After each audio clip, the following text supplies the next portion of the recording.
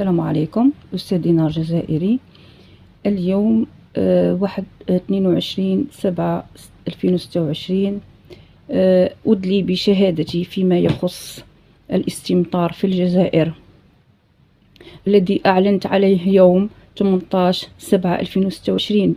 في ذلك اليوم بالضبط لاحت في ولايتي سكيكتا مساء تلبد السماء وامتلائها بالسحب.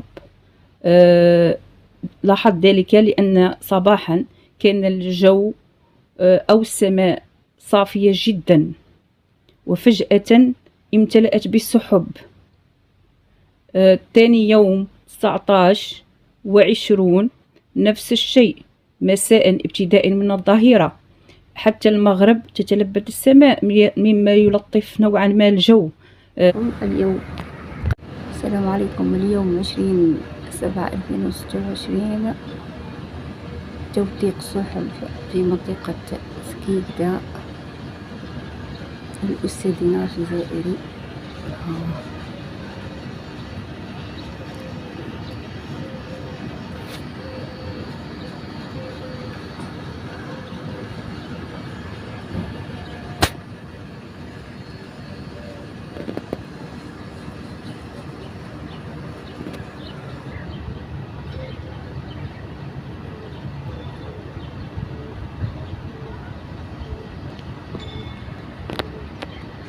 تتلبد السماء مما يلطف نوعا ما الجو، خاصة الحرارة مرتفعة جدا، وصلت 49 درجة تحت الظل، وسببت بحرائق لا نعلم من أين. الله المستعان.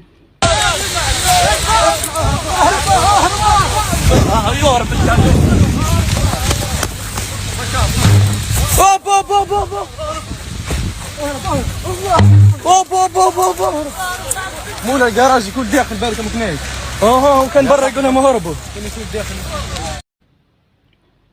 وكذلك شاهدت في فيديوهات قام بتصويرها بعض الجزائريين بنزول الغيط في كل من ولاية باتنا.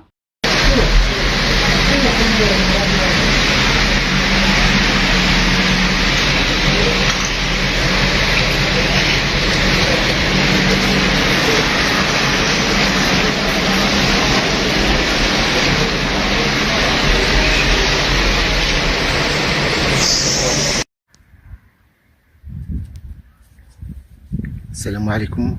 20 جويلية 2026.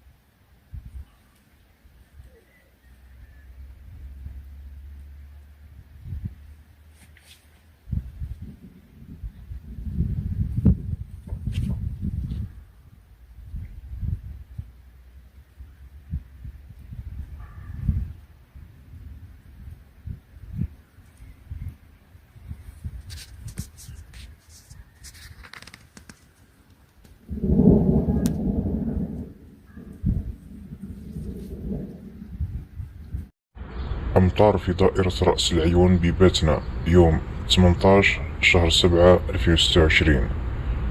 شاهد.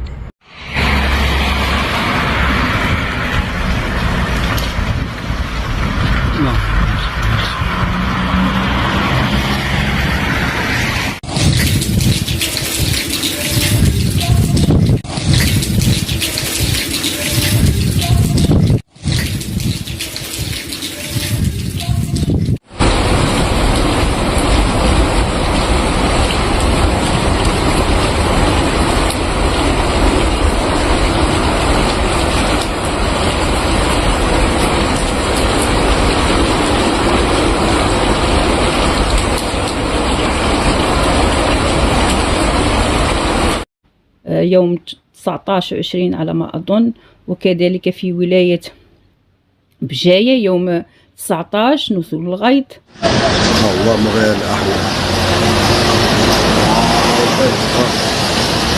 لون ديريكت تاع الشلبس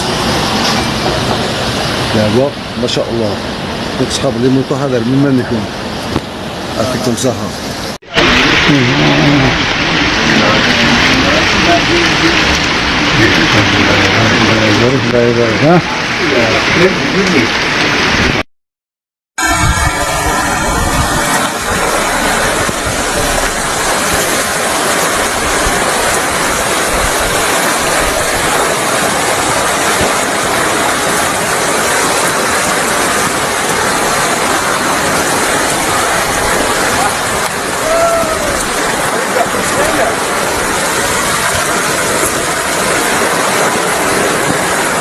في ولاية بجاية يوم 19 نزول الغيط. البارحة ولاية سكيكدا بلدية الحروش الساعة 3 مساء نزل الغيط.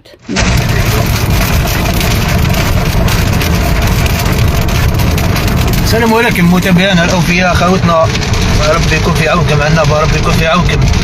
قد يوصلنا خطوات خوتنا، النيران راهي شاعلة، ربي يكون في عونكم ان شاء الله. انا رانا في الحراش، هاي القرة بدات تصب، ربي ان شاء الله غير توصلكم المطر هادي ما قد تشوفوا خيرات، ربي ان شاء الله توصلكم، وربي يقدر الخير ان شاء الله. خير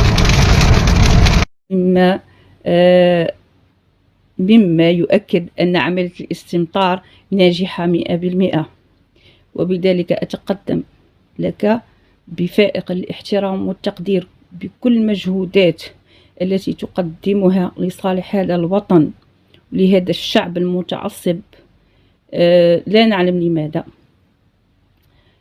لك كل الاحترام والتقدير أستاذي، وتحية المدرسة، مدرسة الزمن الجميل.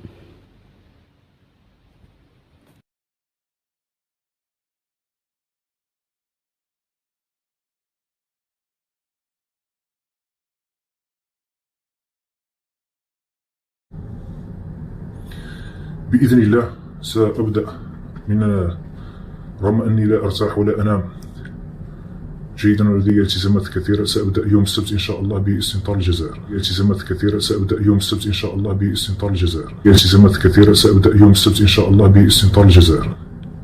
رغم أني قلت لكم لا توجد سحابة لا توجد، نحن مش في عز الصيف، عز القبة الحرارية في الصيف، ولكني سأعمل لكم نقاط استمطار في الجزائر.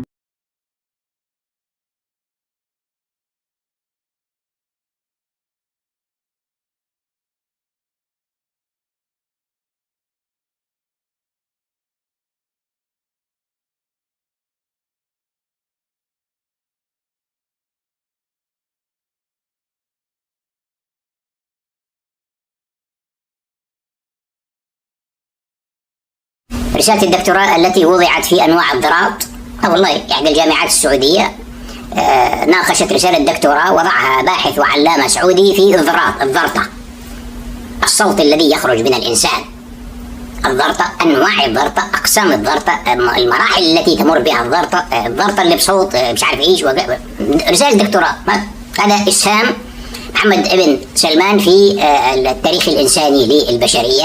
غرد الدكتور باسل المشبوك قائلا: أبارك لتلميذي النجيب المطيع لولاة أمره الدكتور صالح الرزقان حصوله على الماجستير، وقد كانت رسالة الماجستير العلمية عن الضراط والفسو والضقاع والفرق بين أصواتهم. وهذه صورة عن الكتاب وعن مقدمة الكتاب. وفعلا حصل الدكتور صالح الرزقان على شهادة الدكتوراه حول هذا الموضوع الهام جدا اللي بهم الأمة العربية.